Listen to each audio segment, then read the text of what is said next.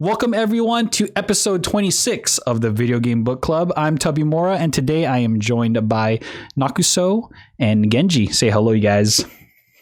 Hello, you guys. Where's Nakuso? Hello? What? Are you gonna say hello? Hello? Uh-oh! Oh no! Hello? Hello? Hey, how's it going? I hear you. All right. It's going pretty good. Not bad. Okay. So this time around, we are going to be focusing on the small indie game known as Elden Ring. You guys may have heard of it. It was developed by From Software, published by Bandai Namco Entertainment, and was originally released on February 25th, 2022 for PC, PlayStation 4, PlayStation 5, Xbox One, and Xbox Series X and S. So on the Elden Ring's official website, it reads, quote, "Journey through the lands between, a new fantasy world created by Hidetaka Miyazaki, creator of the influential Dark Souls video game series. And of course, George R.R. Martin, author of the New York Times best-selling fantasy series, A Song of Ice and Fire." Still waiting on the ending for that one. Unravel the mysteries of the Elden Ring's power, encounter adversaries with profound backgrounds, characters with their own unique motivations for helping or hindering your progress, and fearsome creatures. But that's how the website describes the game. How would everyone here describe the game? Question 1. Describe the game in one sentence. A feeling of joy, anger, and accomplishment all at the same time as you oh my gosh. Oh geez. What? It's good. It's good. A feeling of joy, anger, and accomplishment all at the same time as you contemplate while you're actually playing. Beautiful. Next. Death, enjoyment, and success only ruined by slightly more death.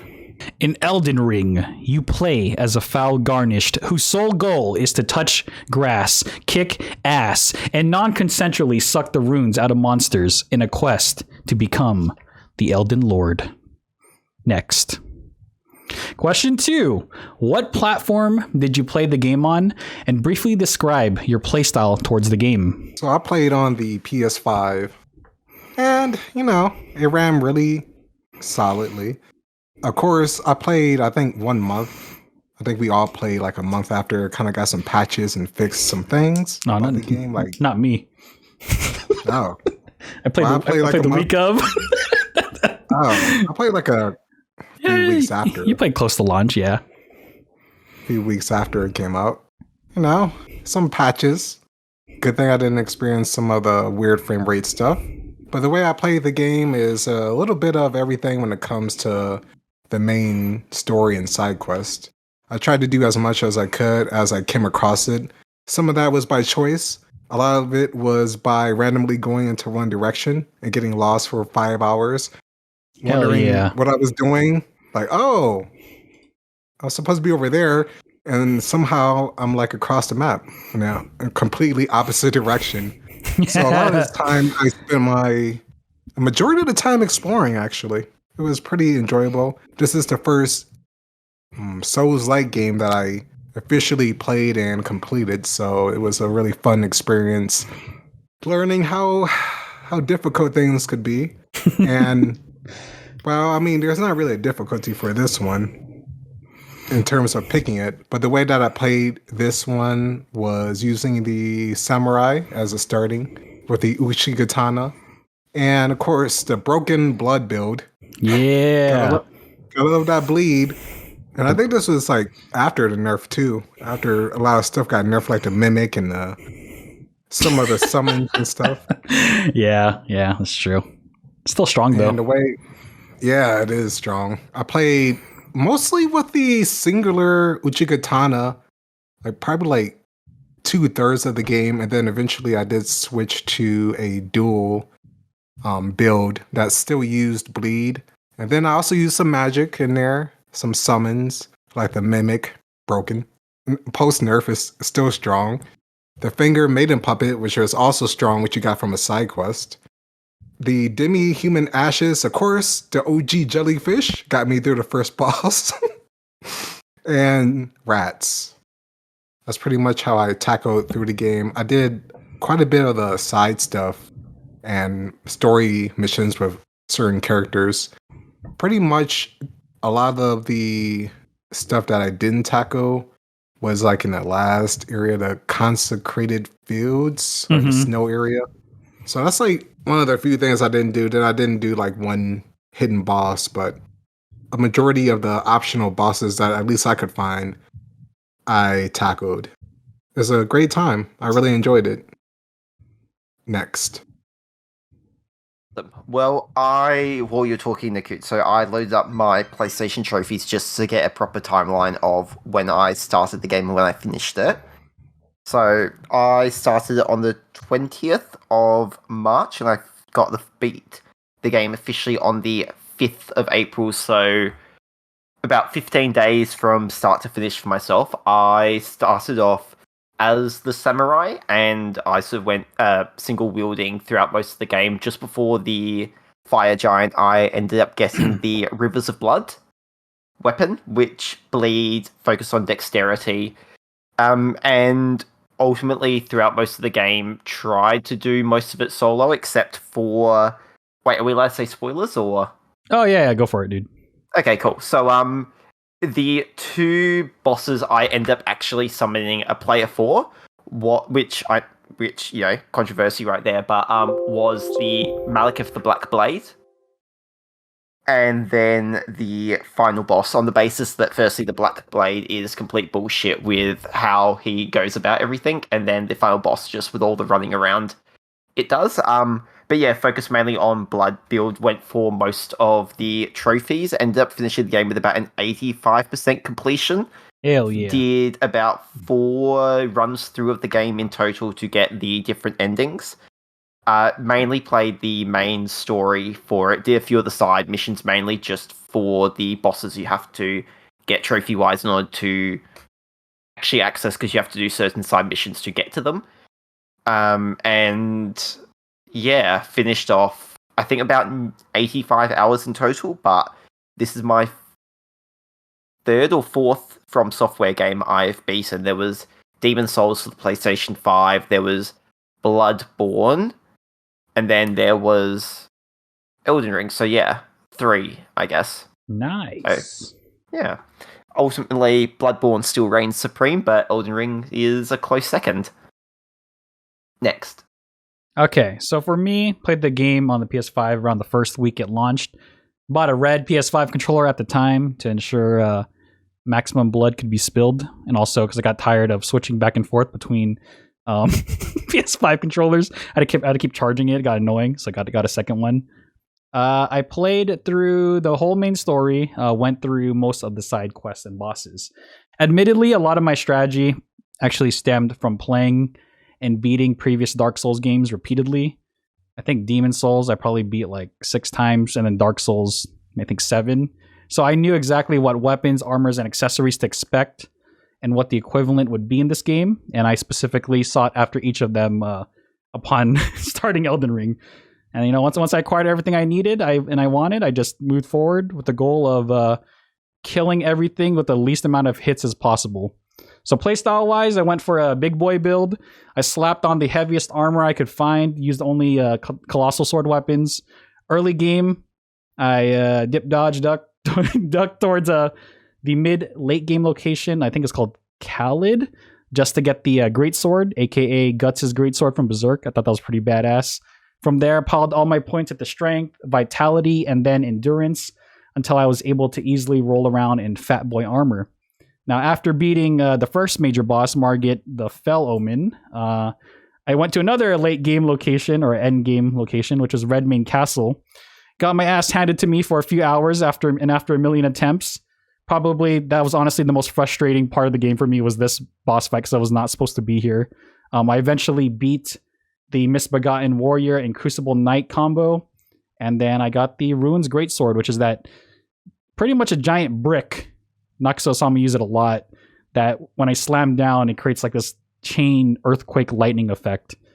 So from there, brutally stomped every boss, eventually switched over to the heaviest armor in the game, the Lionel armor, aka the Onion Knight looking armor, aka Katarina armor, inspired from Dark Souls, and the rest of the game was history.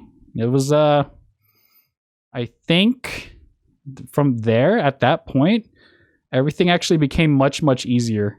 So I kind of played it in a really weird way, but it was a fun time, and we'll go over those parts in the next questions.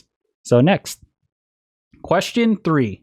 What are 2 things you liked about the game? And then for this, we will be alternating back and forth between everyone. So one thing you liked per person, and then we'll do another round. So the first thing that I personally liked is the minimalistic UI.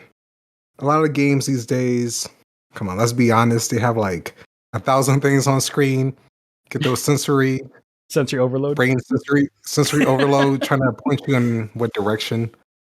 And it was a really, since this is my first Souls game, it was like kind of really brutal, because I was like, God, where do I go for a lot of the game? And I actually I use a guides sometimes, mostly for the more cryptic stuff, but for the main story, I didn't really use any particular guide, and it took me time. But the way the game is structured and how it's laid out, and eventually, I talked to Tubby and Ginchi about like proceeding in some areas and how the games work, and it helped out. It got me to like learn. I was like stuck in some places, like what's the castle? Redmane? No, the other one. The very first one? The third boss. The third boss. Oh, the library? Yeah, that area. I got stuck there so much because it was so dumb. But anyway, going back to the UI, that's the way that everything is structured. And just going off and exploring, not really having to worry about it. It was a different change of pace from what I was used to, and it was enjoyable. It really made me appreciate that there is games out there, even if they're really difficult, that gives you that sense of adventure that I haven't really felt in a while, like the exploration. And the UI really helps like encompass that. So I don't really have to focus on too much, just like what's on screen. And then the way that it fades out when you get into like out of combat and stuff, it just makes you focus more on the world, to be more engrossed in it. And I really appreciate it. Yeah, it worked. It worked quite well. The way the open world was laid out in this, it's like you can head one direction and you're like, yeah, this is a simple cave guarded by a few wolves here. It's not going to really lead into anything. Next thing you know, you walk in there and you just spent like 2 or 3 hours. It just led into something completely unexpected, and that was really one of the exciting parts of the game, was the exploration. So I definitely agree with you. It was a lot of fun. Yeah, it was great. Next. Well, sort of going along with your point of the minimalistic UI, and that that we sort of very briefly touched on, is the idea of the game map, and not necessarily the way it's structured, but the idea that you start off with an area and as you get more familiar with the world and you locate certain things to expand the map, it just gets bigger and bigger. And just when you've thought that you've come across everything, you then find out there's somewhere underneath, like there's underground in that. And what I like is that it doesn't, like games, for example, like Skyrim, where you have your map, you can see everything. It sort of starts off, and as you get more familiar with the world, with your area that you're in, and as you explore further, it opens up more and more in that relation. I think that it follows along the same premise of not overwhelming the player with a complicated UI, but also doesn't overwhelm the player, that they drop you into the first ever more open world Souls game, and you go, oh shit, there's so much here. But as you get more comfortable, and as you get more comfortable with the game, you expand your map in that, and it slowly just gets bigger and bigger, and it just drags you in that little bit further. At least personally, that's how I found it. Yeah, no, I agree. Like the fact when they revealed that there was a whole underground area, I was like, are you kidding me? You take that elevator for the first time and you go down there, and it's just like, wait a second. What like, I thought this would be like just a small area. No, it's a full-fledged 4 or 5 area dungeon underneath this well. This is insane. It's exciting though. It was fun. I was going to say, and like, for example, well, just through exploring, I found myself in the area, and then I went down to like some corner of the map, and I came across some random boss. Which, Yeah. if I had the entire map initially, I might have gone, well, this is out of the road. I'm not going to go there. But because I was able to explore and I was given free reign, and they trusted the player to do that sort of thing, I was then able to discover things I might not have normally discovered. Oh yeah, definitely. Next.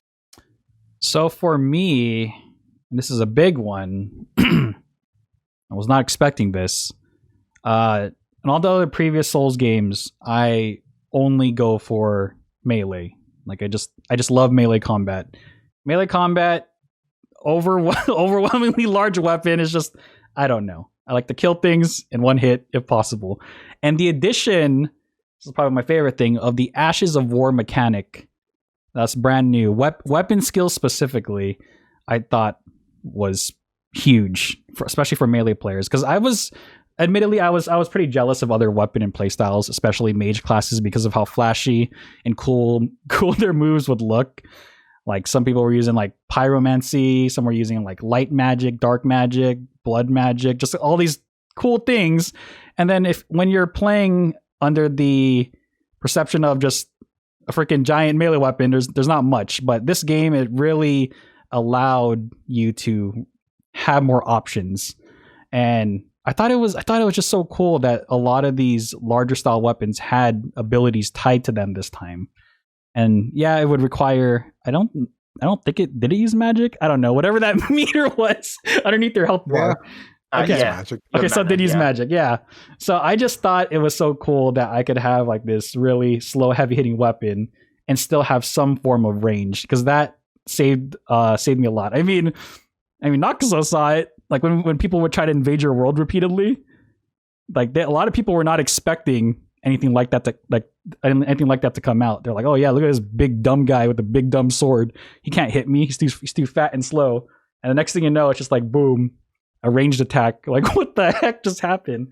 But yeah, that's one of the coolest things was the Ashes of War mechanic, and a lot of the weapons have so many skills tied with them.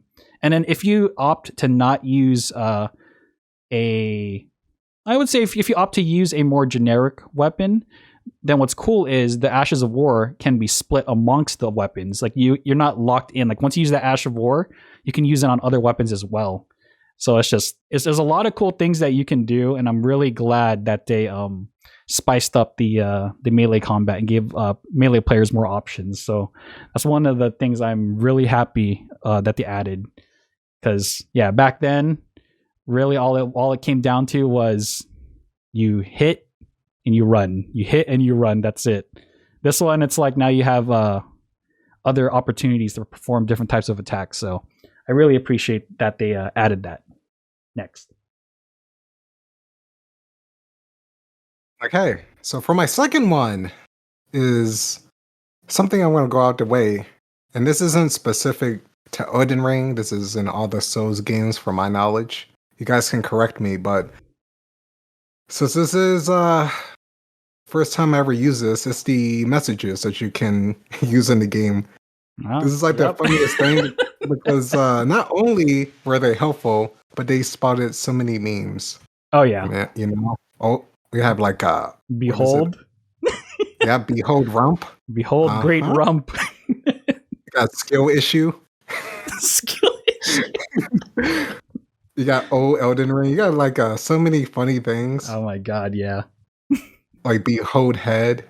You got like a lot of good memes, and dog for the turtles. and Yeah, stuff. yeah.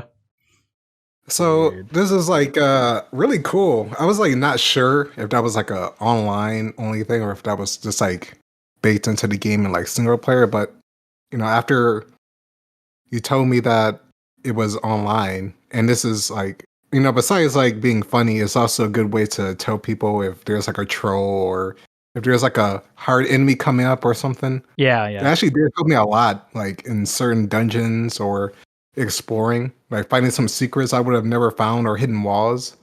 So it was a really cool way of the community interacting with each other Mm-hmm. and helping each other and trolling each other all at the same time.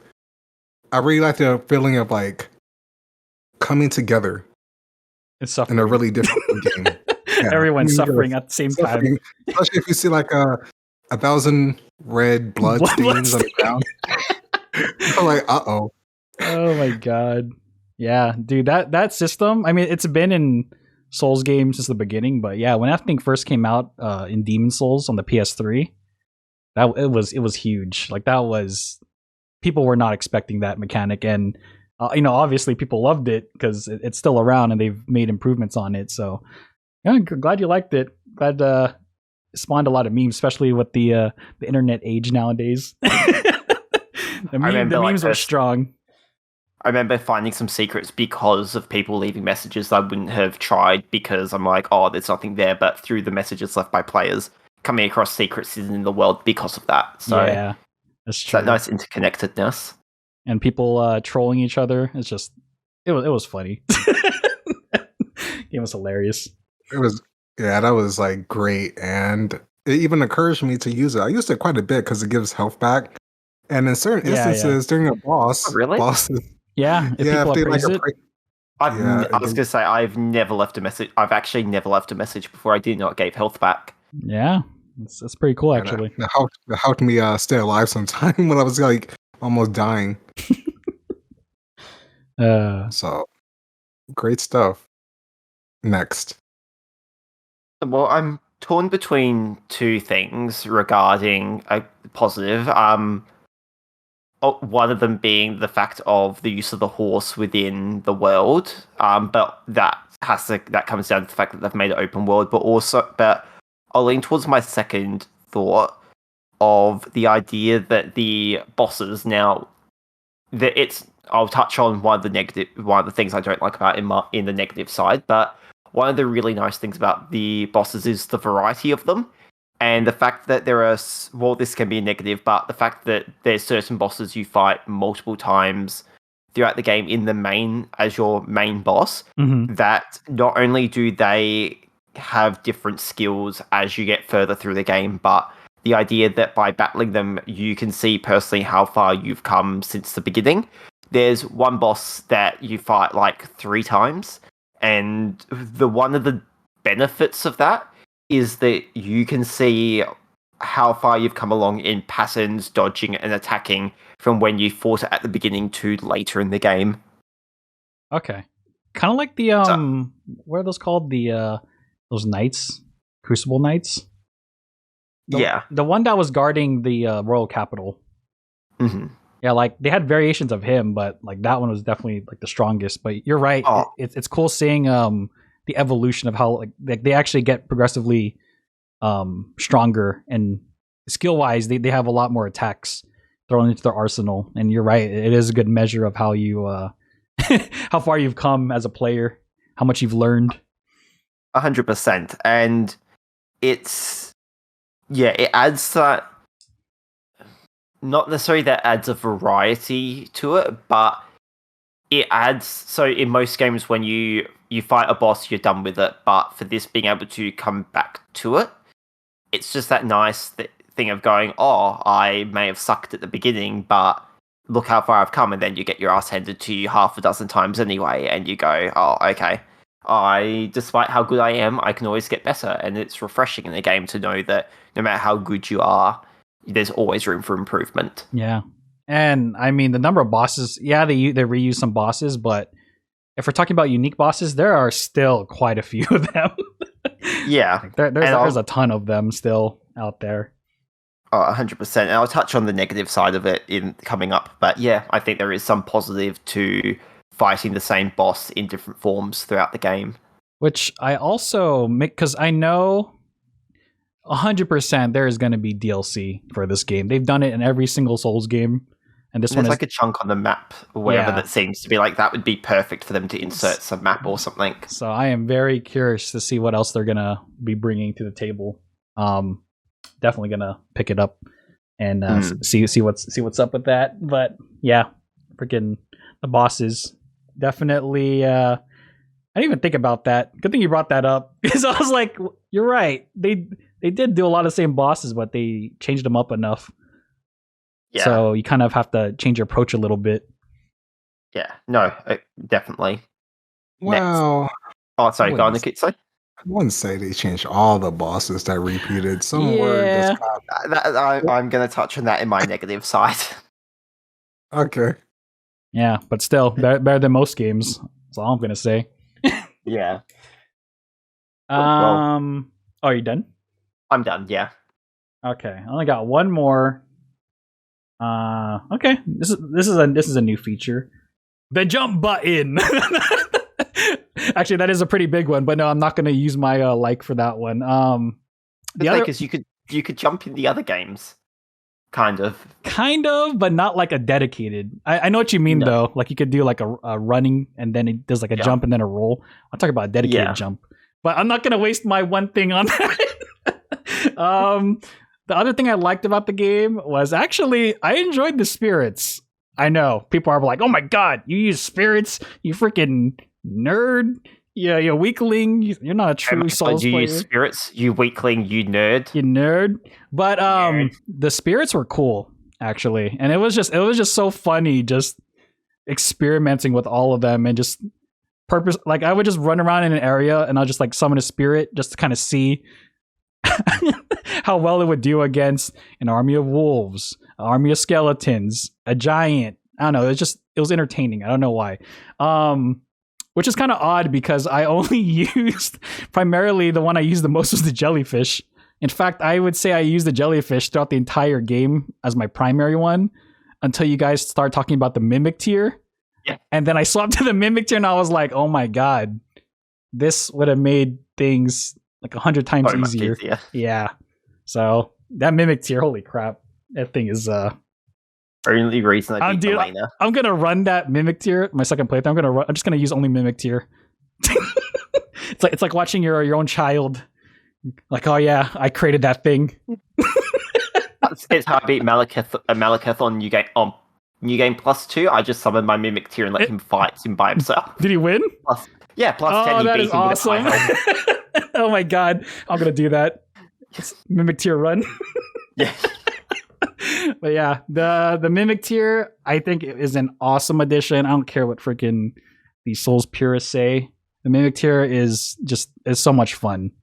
Like, yeah, I know there's this stigma of like, oh yeah, to be a real Souls fan, you can't summon people, you can't use spirits. I'm like, I really don't care. I just want to play how I want to play. Spirits were a great addition, especially for people who are like struggling during fights. I think it's a good way to keep aggro off you too.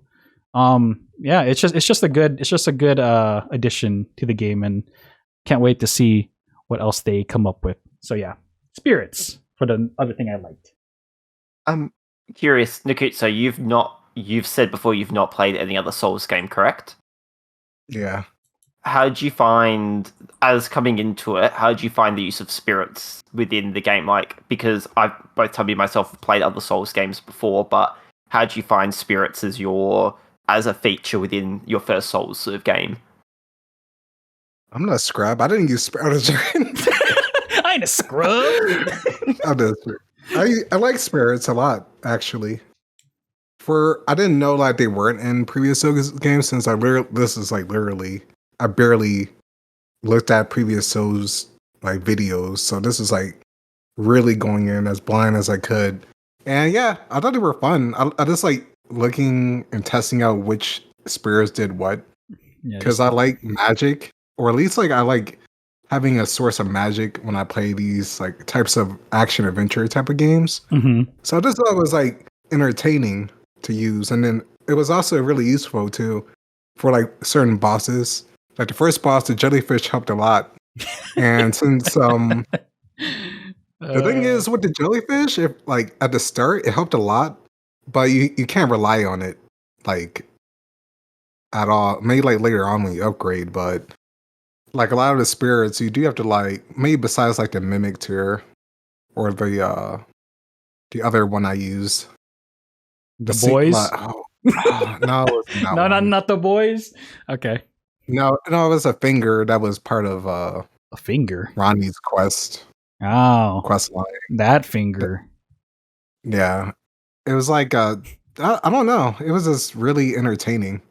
I just like seeing like my copy fight and seeing, this copy is like actually being a boss like better than me. And maybe kind of contemplate, wow, am I the copy? Dude, that was like one of the ongoing memes. Just like, yeah, when your mimic fights better than you. Yeah. Oh my god, that's It's great good. running the mimic. It's great running the mimic with the rivers of blood because since the bleed build up, you've got building up twice as fast. And Dude, yeah, when you that guys was great when you guys told me Selena. about that mimic tier, oh my god, it changed the whole game for me at the end. I was like, this is disgusting. I love it. That mimic tier also saved my sanity on the last boss. Oh Second yeah. half of the last Oh, boss we'll talk is- about the last boss. I'm sure one of us will. So, but yeah, Okay. that'll be the next question.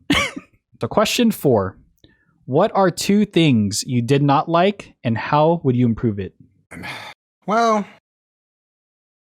for anyone that is listening to this, sends me death threats. Honestly, that all these negatives just Yeah. means that the game could even be better in the DLC.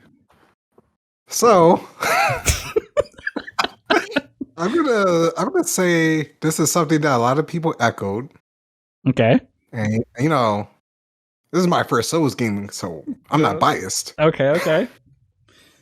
Bosses and enemies are a little too aggressive, and I feel like they read your inputs too much.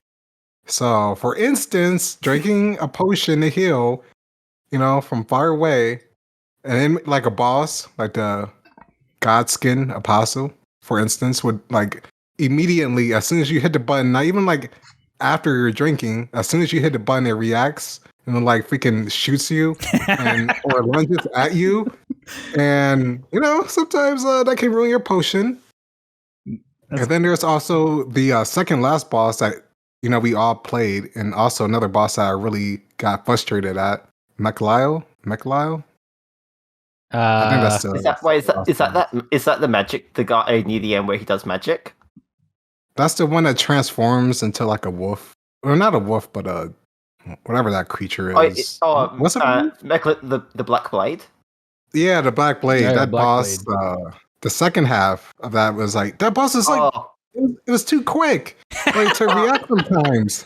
He can write on fuck off out of here. Yeah, good, dude. Some of the bosses like way too aggressive, like for how fast you move compared to the boss. And I know. I looked online, and can you guys tell me, did the bosses in the previous Souls games that you played move that aggressive? Mm-hmm. Okay, maybe not Black Blade level. That was a new level. Yeah, that was a new level of speed. Black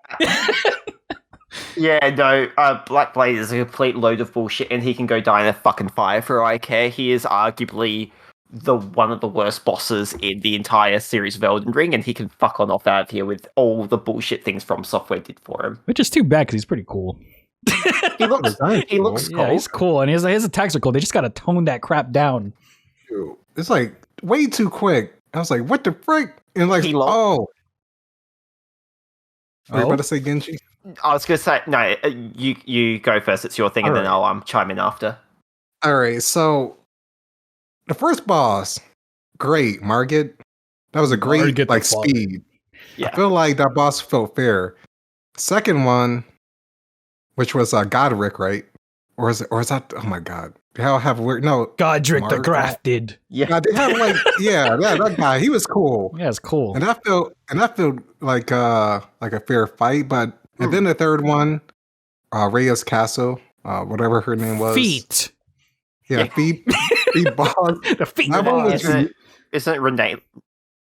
Renala? Yeah. Renala, yeah. Yeah, Renala, yeah. Her. Feet girl. Feet girl, That was a pretty unique boss.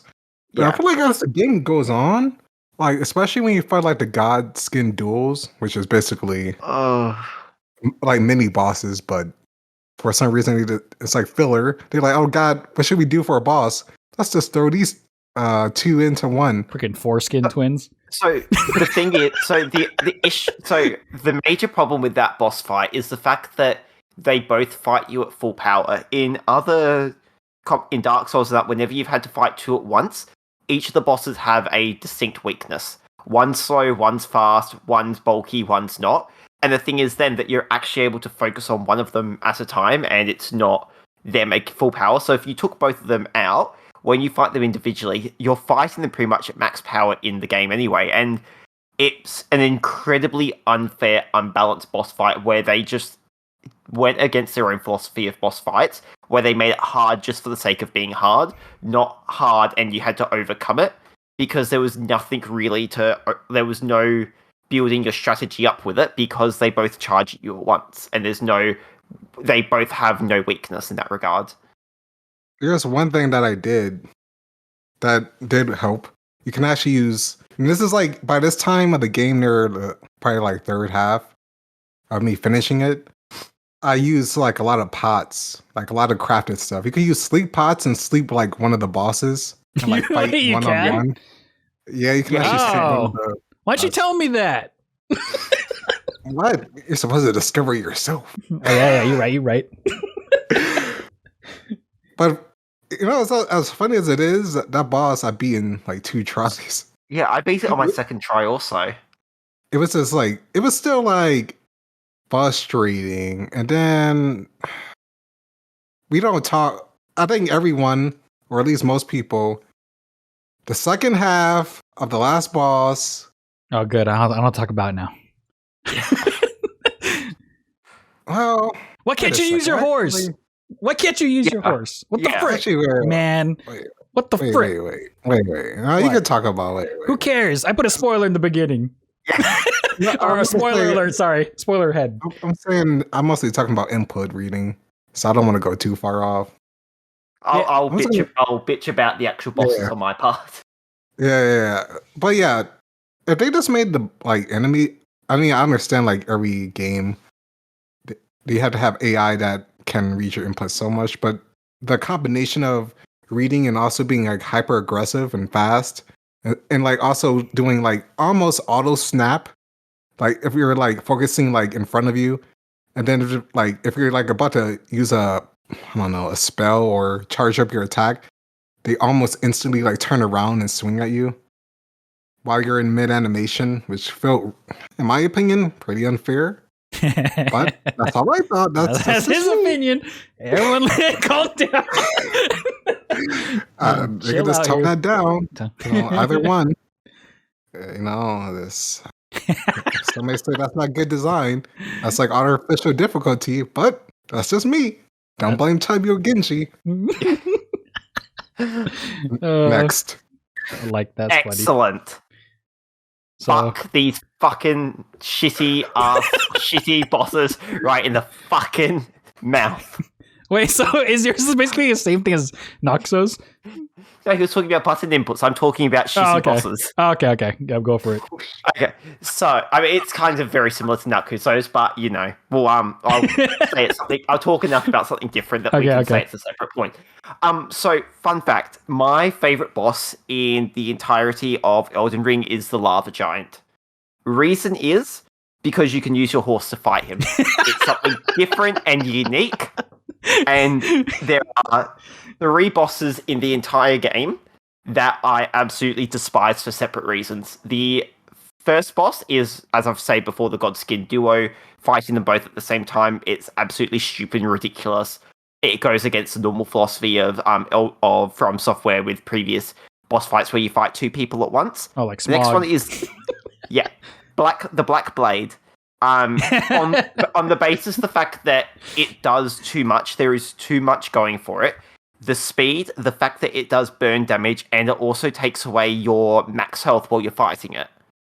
There is no reason that it needs to do all 3 at once, and it could be a simple matter of making it that it has a quarter of the health. So because obviously it's a 2-phase fight, so when you get the first half down, it reveals itself to be the Malekith, the Black Blade, and if it was maybe it had a third of its health or whatever, or they slowed it down a bit, that would be so much more fair.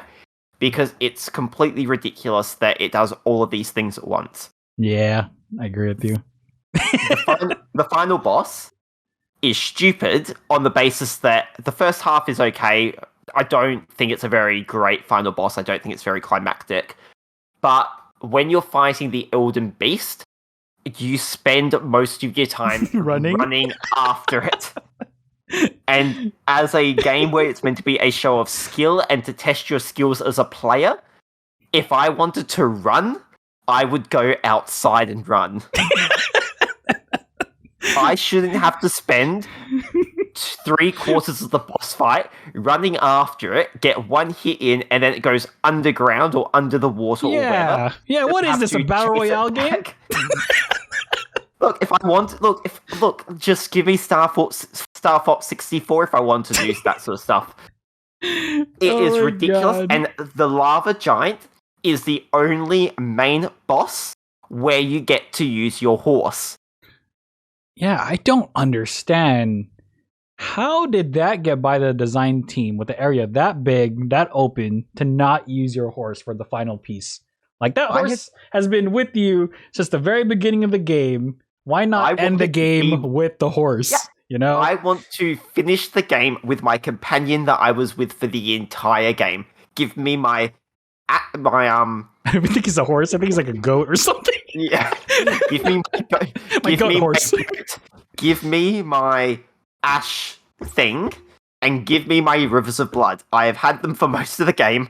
Let me beat the game as a thing to, I want to cry at the end in Elden Ring, so let me use my horse because it's been a companion for the entire game. Dude, they did the horse dirty at the end. Disrespect. And it really comes down to, it feels like at times they included the horse because of the fact they made it open world. I don't get why the final boss has the same area roughly as the Lava Giant, but yet for whatever reason it's okay. And to not have your horse for there, I just think it's ridiculous. But also just the fact that the bosses, not only some of them are just stupid, but also going back to the point of previously where it just feels like, well, you can fight the same bosses a few times so you can improve your skill. There's just sometimes where even side bosses, they just reuse the same ones over and over again, and it just feels, while it's good at times to see how your skills improved, it also just becomes a bit like, oh fuck, I have to fight the same main boss for a third time in a row. Like you fight, yeah. It's just a bit disappointing that you have to, well, cool in some regard, also it just comes across somewhat feeling like it's lazy that you literally fight one of the bosses 3 times. A lot of bosses like that, like the Anubis boss, the Crucible Knights, the pumpkin head, like helmet enemies. There's like a lot that you fight, and also, that's fine, but they could have reduced some of the world a little bit in order to provide more unique optional bosses. Because eventually they add like not even like the same, they add like doubles of the same. Man, that's it. This game was rushed like Mario Strikers. No, I'm just kidding. I know what you mean. You guys are right. Like, people go on saying the game has like 80, 90 bosses or whatever, but when maybe a third... That's not true. It's more like 60 or 70. Well, when a third of them are just repeats, it makes it very less impressive, and I don't really feel like exploring the world because I'm kind of like, what, I'm going to fight the same boss I've already fought once? I'm like, no thank you. Yeah, especially in the mini dungeons too. I think that's where the biggest perpetrator of this duplication bosses thing is. It's on those mini dungeons. So, yeah, add a little bit. Either reduce, like what you said, reduce the number of areas, or come up with new bosses. for the mini areas. Yeah, and I'll take mini dungeons. I'll take mini dungeons where you don't have to fight bosses at the end. Like, there's nothing wrong with having a dungeon that you have to go through, and then you get to the end and you get a cool thing. Like, not every dungeon needs a boss.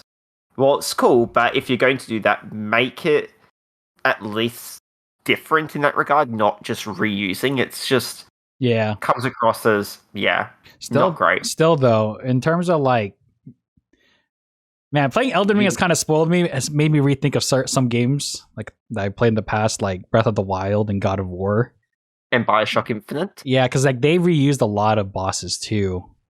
Like I know Elden Ring definitely is no exception, but terms of variety, it definitely has way more in terms of the number of bosses. But you guys are right. They really should But add more. I mean, it's still a large variety though. I was going to Still say impressed. you can have both instances be true at the same time. You can have a large variety of good bosses, but also get frustrated, but also makes you reflect on other games regarding repeats. So Yeah. both statements can be both factually true at the same time. Yeah, it's true.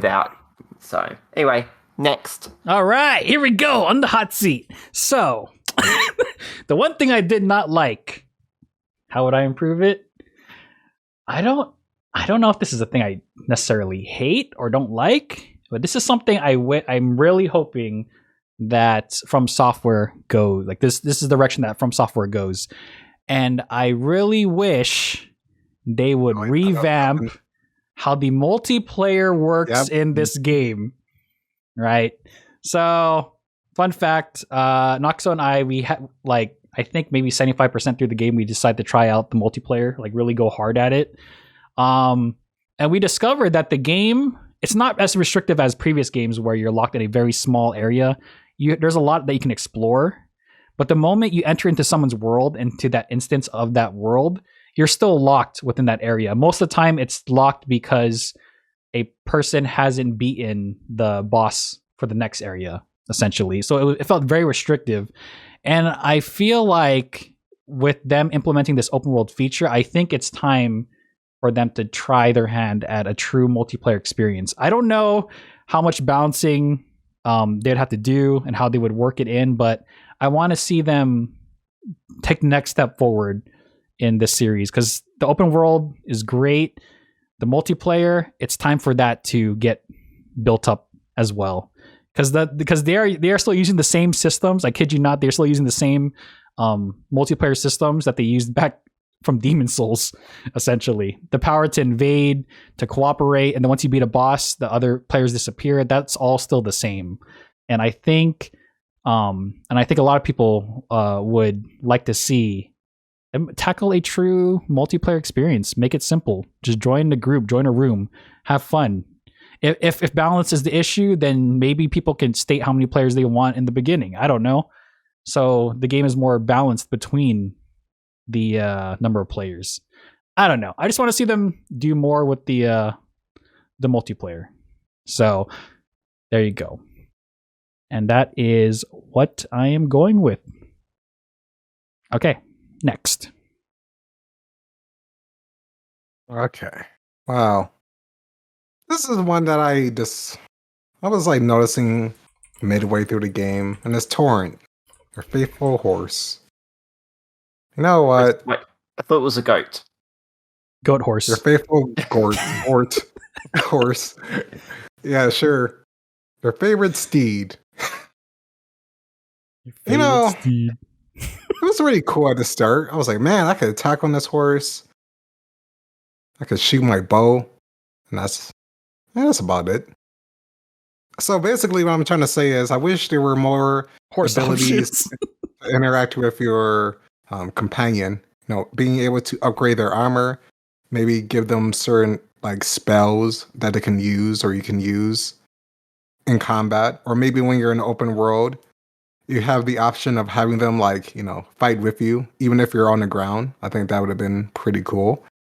Have them have their own like stats that you can manage, or you know, that's like as an optional thing. Because it's like there were like some things I was, man, I wish I could just do more on this while horse. riding Torrent. Yeah, it's just like it's real limited. I mean, it's cool. This is their first attempt, so hopefully they could have more in DLC. Who knows, right? Yeah, or the horse patch.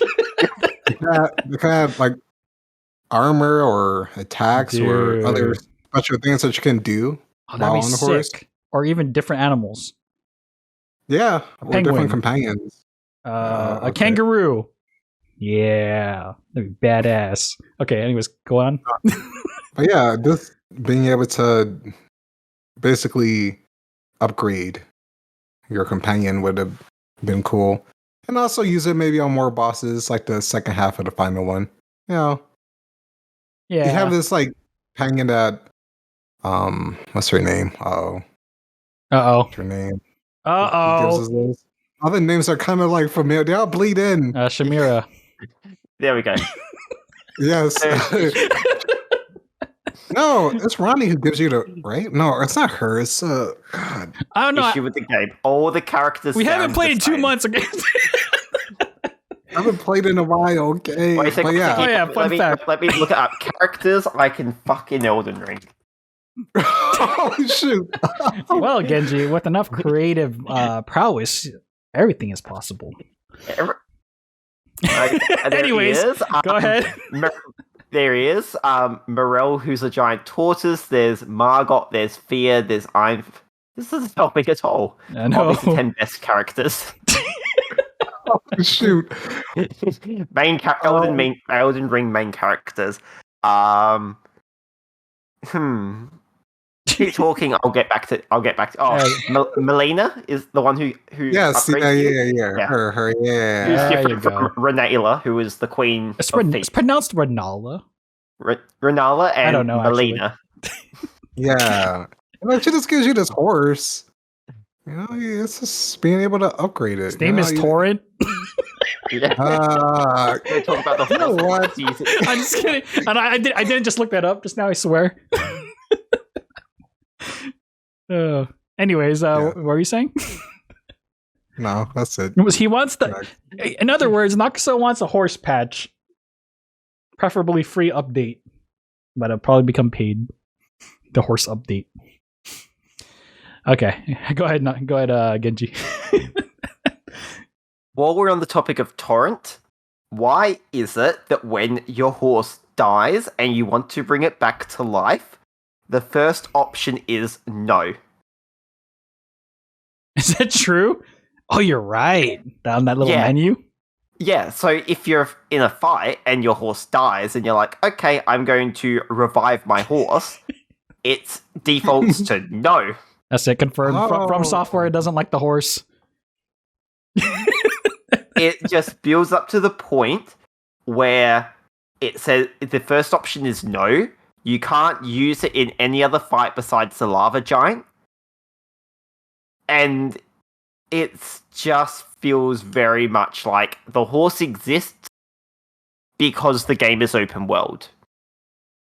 Mm-hmm. Yeah. Don't worry. My whole point is that why is it? Yeah, but yeah, no. Yeah, I think that's.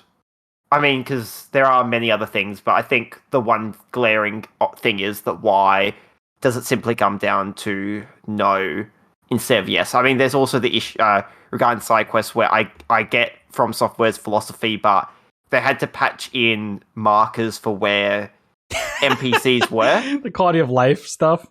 Yeah. And I'll be completely honest, if I ever wanted to do side quest stuff, and I did do that in order to get the different endings for the trophies, I just looked up the guide. I don't at the end of the day, I'm there to have fun.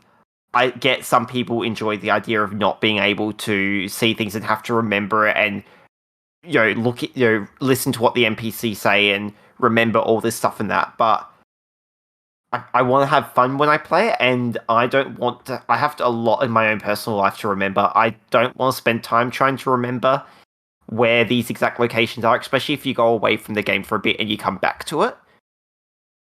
So the thing, so I just, which I don't know where I'm going with. Sorry, go on. I don't think adding quality of life stuff. I don't think would have even taken away from the game. Just like even having the ability to write on the map, right? Yeah. Give the player that option to explore freely. Don't give them anything, but then allowing the player to discover it and make like detailed notes like on their map. Yeah. Like just adding something like that would help tremendously, actually. It wouldn't take away from anything.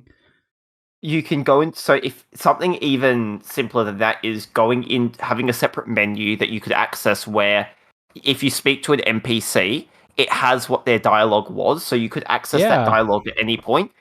It means then that at that point, anyone who wants to play the game purist can, but you're giving those options to the people who ultimately would just go and look at a guide anyway regarding certain things. And while, yes, that doesn't solve the problem of hand holding the player to go where they need to, which I know From Software doesn't want to hold the player's hand explicitly.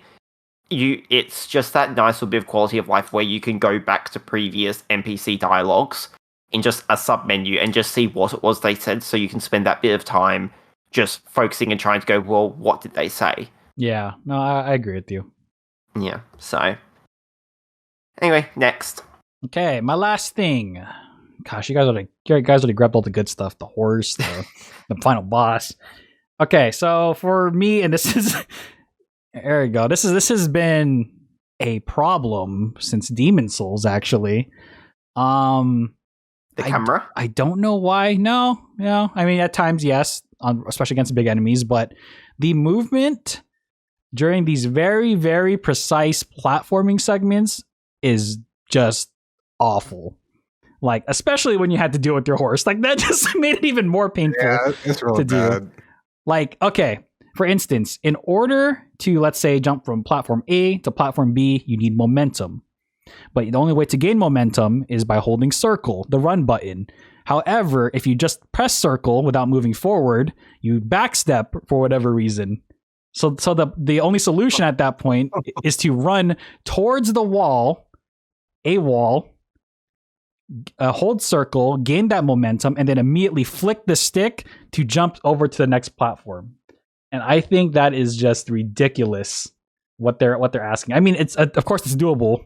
I'm pretty sure we were all able to do it, but it's just like you're trying to require this precise platforming in a game that was not designed for precise platforming, and I don't know why they keep adding these sections in. Like that one section with the really tall tower that you're kind of ascending and then you descend. Like that was probably one of the coolest, most nerve-wracking experiences. But I can't tell if it was because of the fact that it's just you're working with tremendous heights, or because the controls were just not the best to do those jumps. So, yeah, that is definitely one of the things that they should work on, is the more precise movements. Not a big fan of that. They need to figure something out. I don't know. And it's been the same since Demon Souls, so saying a lot.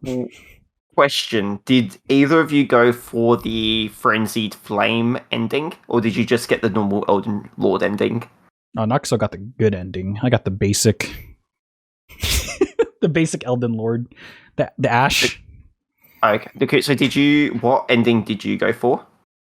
Ronnie. Okay. The Frenzied Flame ending involves because this builds on what you were saying, Tubby, with the platforming. In order to get down to the very bottom, there is a bunch of platforming you have to do in order to get down to the very bottom. Really? The platforming is arguably harder than some of the main bosses in the game. I think I tried at least 30 times to get down to the bottom. It has some of the most precise platforming in any of the From Software games I've ever played. And it is incredibly frustrating that they require something like that, and they have such bad platforming in the game. Yeah, see? Wait, what? So where was this area, actually? So it is...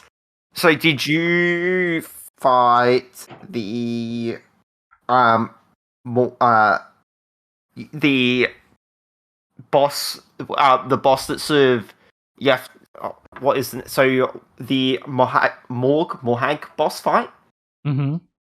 So so there's two versions of it. One where right near where you farm for a bunch of ruins, and there's the first version of it.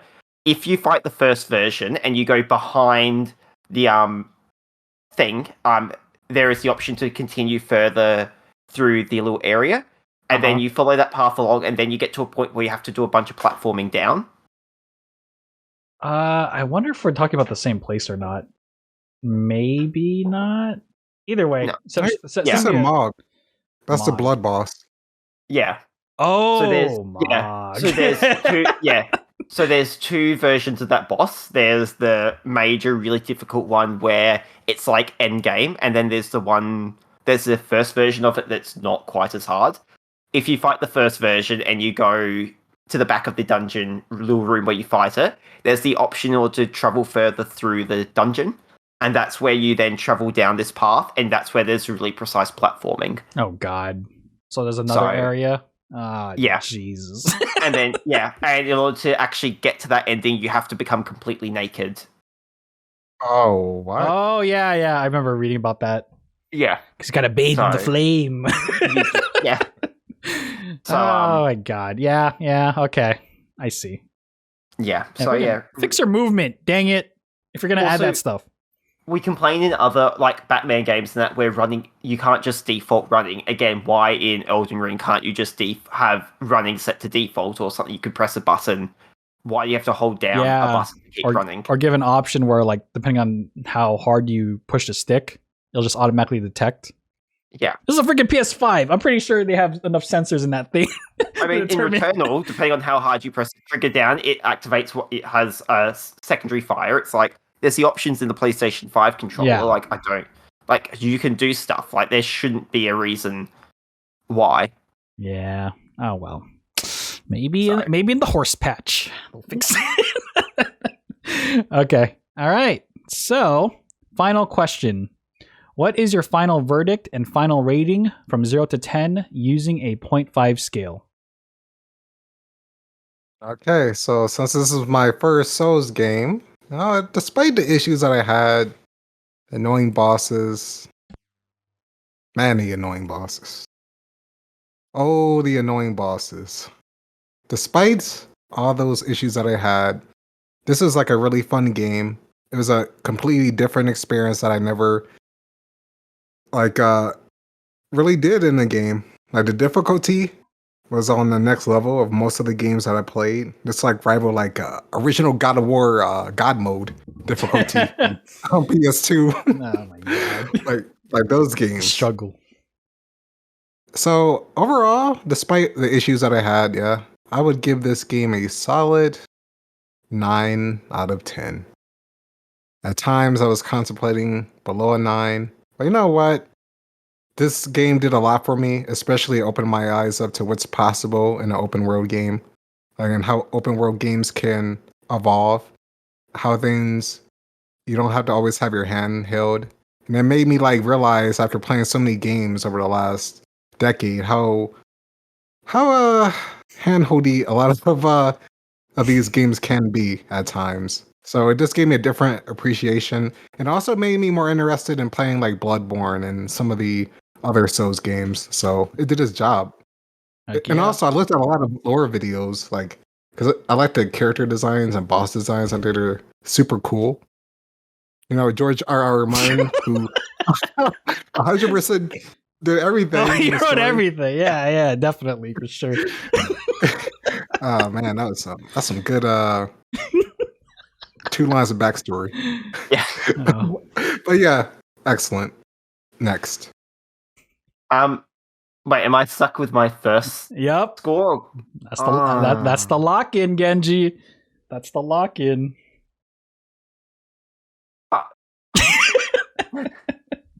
Oh. Okay. Wait. Fine. Okay. Remember, everyone's opinion is of their own. We do not reflect anyone else's opinion in the video game book club. Thank you. So I was torn between 2 scores for the game, and ultimately my score that got locked in was a 9 out of 10. Perfect. Ultimately, I would give it an 8.5 out of 10. I think there are, after thinking about it, a few issues that make it not as great as a 9. But it does quite a lot of things well. It does, for an open world Souls game, it is quite a really good one. There's definitely a lot of high praise for it. To be given, it does have quite a few issues with it. It's definitely worse than Bloodborne. I still argue that Bloodborne is the pinnacle of a From Software Souls game, and that'd probably be one of the only Souls games I would give a solid 10 out of 10 to. So, Elden Ring, not as good as Bloodborne. 9 out of 10, unfortunately. Next. Yeah, the lock-in. Okay. So, for me, I strongly believe Elden Ring is the culmination of everything that From Software has learned when developing the Dark Souls franchise.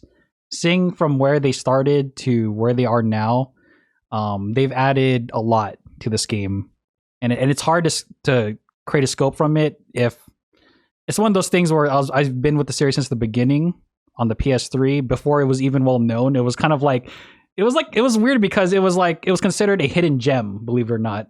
Like the game that no one played, and this was during the time when it was published by Atlas. No, not the people who made Persona. So it's been interesting seeing the growth of the franchise. And yes, while it's not quite perfect, I definitely don't believe it's a 10. It has definitely made tremendous strides to improve and fine tune the Dark Souls experience. With the addition of new features such as the open world exploration, the Ashes of War, the spirit summons, the weapon abilities, and the amazing, incredible, revolutionary jump button, because that's amazing. I cannot experience playing these games without the jump button now. On top of the multitude of different weapon types, spells, etc., the game is just packing such a buttload of content. There is so much to do, so much to explore in the game. Like, this is the first time in a long time that I played a game where I feel like I'm playing a game. Yeah, there's story, there's backstories to follow, but literally it's just you versus the world and everything wants to kill you. And what's great about this game is like no two people's experiences, as you can see from this video, in Elden Ring will ever be the same. And I think that's a good thing for this type of game. Giving the player the freedom and the options on how to approach their adventure is one of the greatest things that Elden Ring does. As Noxo said, it doesn't hold your hand. A lot of games do nowadays, which is a terrible shame. And honestly, this is a true open world masterpiece, which is why I'm giving Elden Ring, for the first time ever in Video Game Book Club history, a 100 out of 10. I'm just kidding. I'm giving it a 9.5. 100.5. No, 9.5. 9.5. So, with that said, Elden Ring gets our final average rating of 91.6% or 27.5 out of 30. So, there you go. Boo. Boo! You stink! All right, it's time. It's time, Genji. It's time. The first time ever, actually, doing this. It's time to spin the wheel of mystery. So a bonus mystery question was prepared ahead of time, but no one knows who or what will be asking the question. It's time to spin that bonus mystery wheel. 3, 2, 1, spinning now. You guys probably can't see it, but I'm recording it. Oh, shoot! How do we know it's not rigged? Oh, it's not rigged. I'm sorry, you guys. It was my question that got picked. And I apologize in advance because this is a really weird question. Question. Can we at least at the end, after each of us answering the question, say what our question was going to be? Yeah, that's fine. Okay. Now here's my question. FMK. Fuggle, marry, kill. The common Elden Ring creatures and enemies. Who would it be and why? You can only pick one for each. Who would you fug? Who would you marry? And who would you kill? And it has to be a common enemy type in the game. Wow, wait a second. Wow. I don't condone. Wait, bestiality. And all of this is considered consensual. The other party has agreed, and in this universe, everything is legal in all lands and worlds. And this is only hypothetically speaking, of course. We would never actually. It's a common enemy, right? Yeah, because I already know, like, if it was open to any kind of anything, everybody would pick like the most basic stuff. I would fuck Torrent. Okay, wait. Let me set the timer, because even I didn't think of an answer for this. So, I think I've got mine sorted out already. Okay. Let me set up timer here. Man, there's so many. Fine, you want 3 minutes? You need like 3 minutes for this. So it's 3 minutes. It's what? Fuck, marry, kill? Yeah. Okay. So 1 second, let me get the clock out. Easy. Well, we gotta start with the F, Got the Nox Swordstress. And this is actually a theme. I did just pick the characters that looked the least grotesque. The characters that I actually picked, well, at least like 2 out of 3, has something to do with Ronnie's ending. Like all this is part of her quest, actually. So you can face these enemies only in Ansel River, and Wait a you second. know, Is this Swords just naked? no, Okay. Sorry, it must be my screen. no. So that one is because sometimes you just have to have a good. Oh, Okay. you know what? Yeah. People, the more aggressive they are, the better it is. That's what I learned from my experience. Sometimes, and then it goes on to who I would marry, right? You know, you got the Night Maiden. So maidens are usually more loyal, you know? So you just want something for long term after having a good time. So those two go hand in hand, and they're also still part of Ronnie's quest line. I'm noticing the pattern here. And they await, their Lord of Night. So, you know, it's like this is a destiny to have this happen, actually. So your night harem? Yeah. Okay. And the last one, you know, for killing, these are like the most like disturbing enemies to me. Well, like almost maybe. Like for common enemies. The lesser finger creepers. Why would you have a creeper you know, putting their hands on anything without consent? I mean, some people are into that, I guess. But then you know what's worse about these lesser fingers? It looks like they have genital warts. I mean, and diseases. That's what happens when they've been around as long as they are. They're putting their fingers in some questionable places to get these diseases. And you know where I think it started? Probably remember that giant forest area where everything's giant? Yeah. You know where I'm going with that. That's where it started. Uh-oh. I don't like those hands. It's creepy. Finger creeper. Going to jail. Next. All right, okay, Genji. so I'll have to start with the thing I would fuck first. Okay, yep, go for it. I'm going to go with the demi-human queen. Now, hear me out. The demi-human queen is a humanoid enemy in Elden Ring. Awesome, so I'm at least fucking a human. That's at least one good start. She is much larger equivalent. She is a much larger equivalent to the demi-humans that worship her. So I get to fuck something that is worshipped by many people. I mean, she is a queen after all. And the last part is she wields a staff to cast sorceries and smash her opponents. Wait, who's the last one? Sounds like she's pretty good at smashing. Wait, who's the last one? Pun? Who's the last one? So she wields a staff to cast sorceries and smash her opponents. Oh, for the queen, right? Yeah, this is the queen. Oh, okay. So All right, we're solid.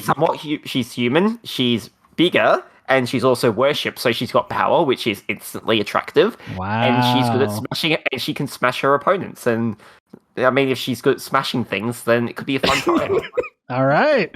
Now, queen. Yeah. Now, the thing I would marry, Paige. Paige. How do you spell Paige that? is a Page. Page. Paige is a Page. Okay. Paige is a humanoid enemy in Elden Ring. Pages are servants of the nobility and are mindful to keep out of the harm's way. The unassuming sack-like appearance befits their unseen and unknown stature. Pages can often be found playing a flute by their own, so I get music for the rest of my life. However, they will attack if they become aware of your presence. So, in other words, I'm marrying something that's human. I have music for the rest of my life, and if something's unaware, she will kill him for me. Wow. So there's a lot of pros in that one. That's positive. There is a lot of pros. Okay. Now, I think I would kill. Yes. Turtle. Whoa. And why? Turtle is a wildlife creature in Elden Ring. Turtles are not hostile and will not flee on approach. They will attempt to hide in their shells when attacked. They are slow and passive creatures.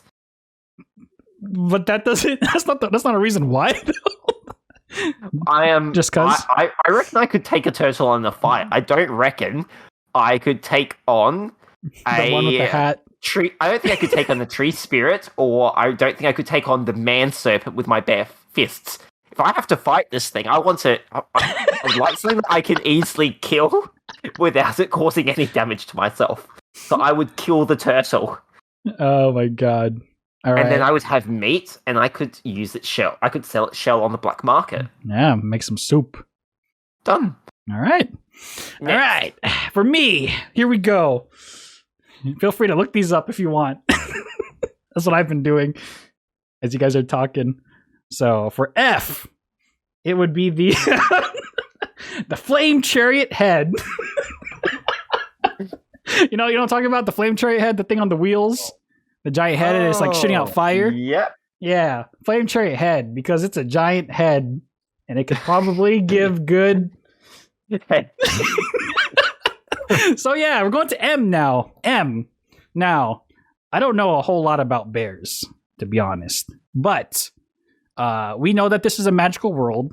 We know that in fiction, a lot of bears happen to be, magical creatures, usually female forms. So I'll take my luck. One of those bears out there are probably a magical female bear.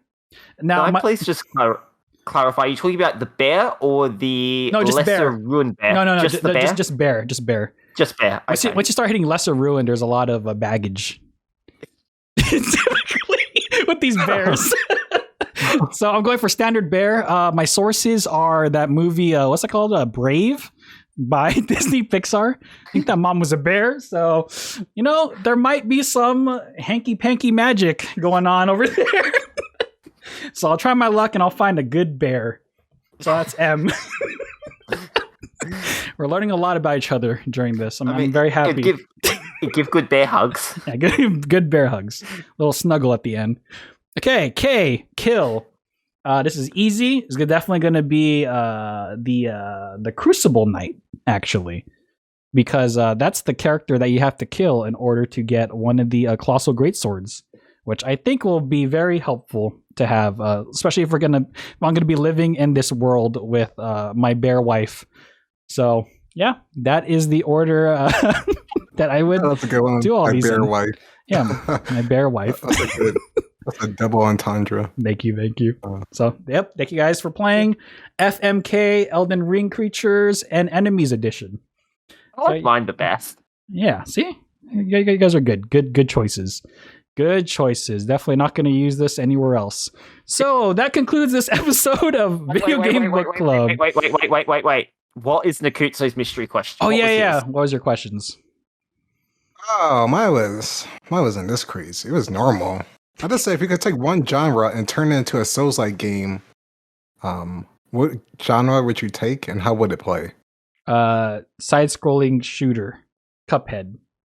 Dating simulator. Ooh. I like that. I like Genji's idea. Let's go with his. Wonder how that would play out. Every choice you make in this dating sim, you die. Okay. How about you, Genji? What was your question? With the ever-increasing cost of housing for us millennials and the ever-increasing power prices because of the war in the Ukraine and Russia, okay, where if you could build a house in the world of Elden Ring, where would you build a house and why? Oh my god, that's a good one too. Man, why did it land on my question? It's easy. I would build it. I would build in Caelid. Get those giant birds. Yeah. Start a chicken wing business. I would want to tame the birds. Oh my god, that's great. And then dive. Oh my god, that's good. I like that. Okay, well, thank you for sharing us the questions in another universe. Your questions would have came up, and we probably wouldn't had. Oh, it's weird. Learned a lot about you guys in this one question. Okay, so thank you for tuning in, and as always, everyone's links to their YouTubes, Twitches, Twitter, social media will be in the description box below. Take care, have a good one, and we'll catch you guys in the next episode of Video Game Book Club. Say goodbye, everybody. Good night. See ya. Bye, everybody. Track you down and hear the truth coming straight from you.